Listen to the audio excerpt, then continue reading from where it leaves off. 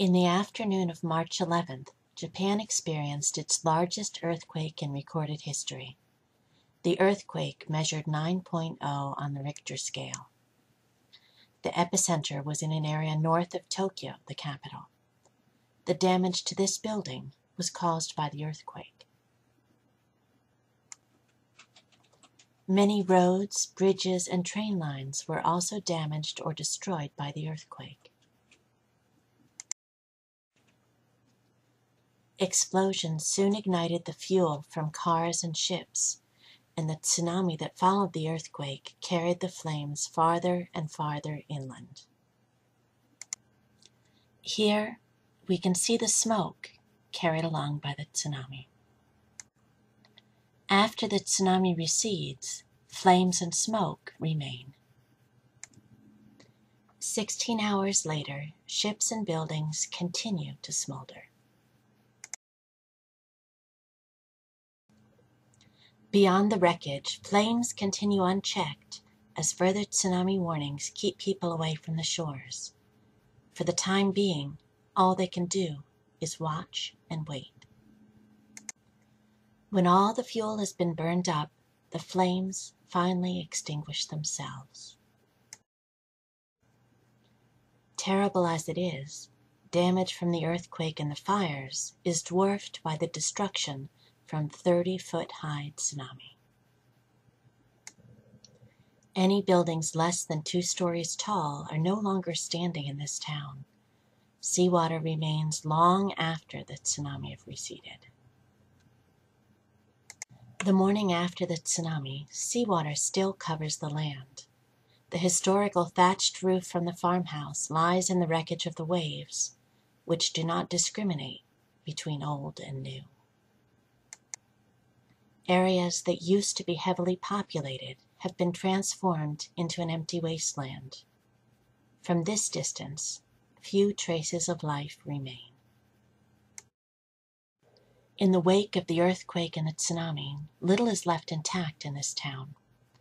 Downed electric poles prevent townspeople from walking down the main street, and all thoughts of cleanup will have to wait until the tsunami warning have passed. The gray stripes on these houses show the high water mark.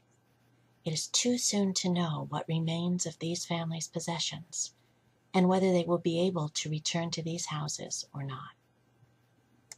Survivors survey the wreckage from the top of a hill. The tsunami warning will continue for another 24 hours before the search and rescue efforts can begin.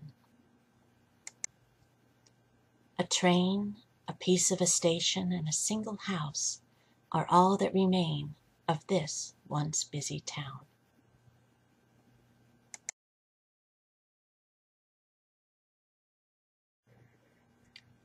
Across Japan, tsunami emptied the harbors and left even large ships up on land.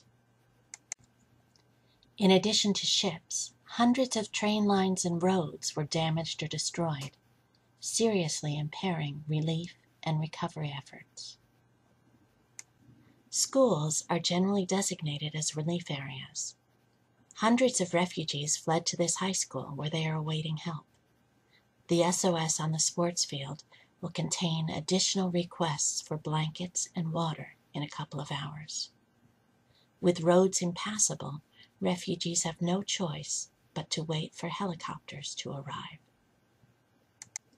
To pass the cold night on the rooftop, these refugees built a fire with scraps of wood salvaged from the debris. Here, survivors take turns waiting on the roof to signal for help, while others are inside, sheltering from the wind and cold. The bottom floors of this junior high school were damaged by the tsunami, but the refugees were safe on the 3rd floor. Students here are looking out the 3rd-story window, waiting to be rescued.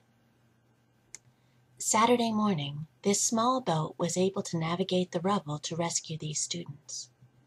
With the ability to carry only small numbers of people at once, the rescue efforts will stretch on for many hours.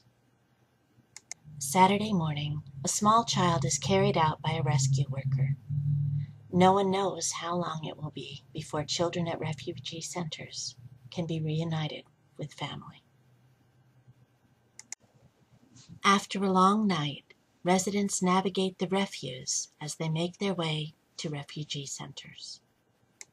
Saturday morning, as the sun comes up, these residents return temporarily to their home to gather what they will need in the refugee center. These cars have been washed up in front of a power plant. This plant is not a nuclear plant, but it will still take time before it is able to produce power again. After the earthquake, fires, and tsunami, the tragedy is only beginning. 3 or 4 nuclear power plants in northeastern Japan were damaged by the earthquake and tsunami, and what the final result of that damage will be remains to be seen. 6 a.m., the morning after the earthquake. All residents within 12 miles of the Fukushima nuclear plant are leaving their homes and entering refugee centers in communities near and far.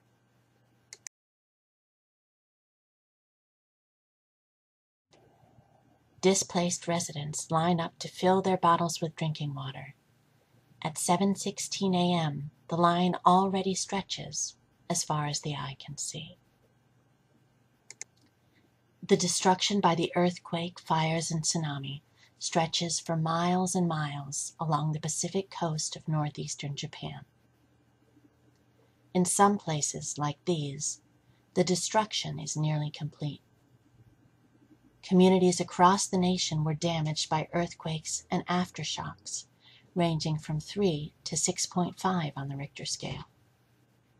As aftershocks continue and the nuclear situation remains unclear, we can only begin to imagine the scope of the calamity and the enormity of the rebuilding project that lies ahead.